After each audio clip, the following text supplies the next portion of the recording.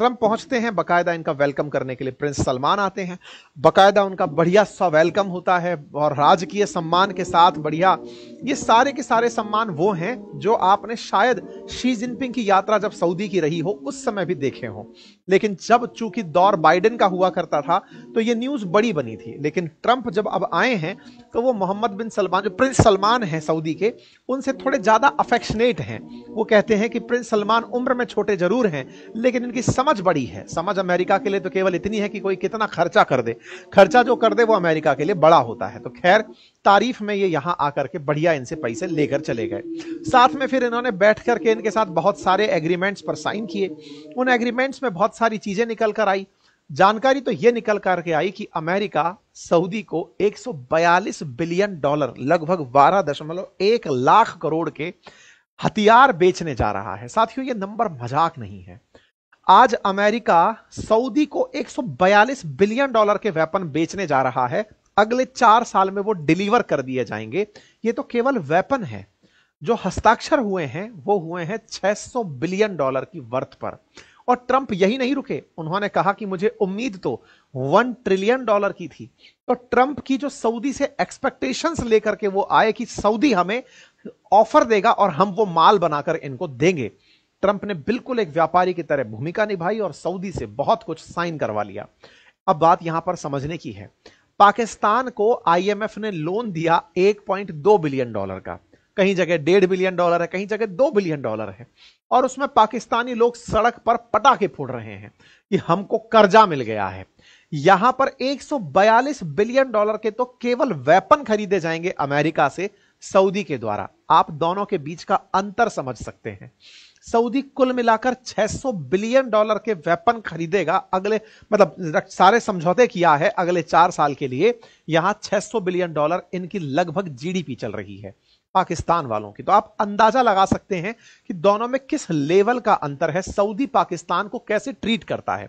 अभी मैं वो भी दिखाऊंगा कि सऊदी पाकिस्तान को कैसे ट्रीट करता है। लेकिन हां, यहां पर धड़ाधड़ समझौते हो रहे हैं, बढ़िया, दोनों के बीच में हस्ताक्षर हो रहे हैं, कई तरह के एक्सचेंजेस हो रहे हैं, एनर्जी सेक्टर में एक्सचेंजेस हो रहे हैं, टेक्नोलॉजी सेक्टर में एक्सचेंजेस हो रहे हैं, तमाम प्रकार की तस्वीरें यहां पर निकल कर आती हैं। फाइनली हेडलाइन बनती है और हेडलाइन होती है कि ट्रंप जब गए हैं तो उन्होंने हिस्टोरिक 600 बिलियन डॉलर का इन्वेस्टमेंट कमिटमेंट ले लिया है सऊदी अरब से। यानी कि सऊदी अरब अब अमेरिका में 600 बिलियन डॉलर का निवेश करेगा। ये पहली बार है साथियों। अक्सर ऐसा होता है कि दुनिया में जब कोई राष्ट्राध्यक्ष जाते हैं तो अपने द्वारा भी कुछ ऑफर देकर आते हैं, लेकिन ट्रंप सऊदी गए थे सऊदी से कुछ लेने के लिए। पिछली बार 450 बिलियन डॉलर लेकर आए, इस बार 600 बिलियन डॉलर लेकर आए। आपके दिमाग में प्रश्न आएगा, सऊदी का बेवकूफ है क्या? मतलब क्यों इस तरह से पैसे देने को तैयार हो जाता है? जी नहीं, सऊदी टेक्नोलॉजी पसंद कर रहा है।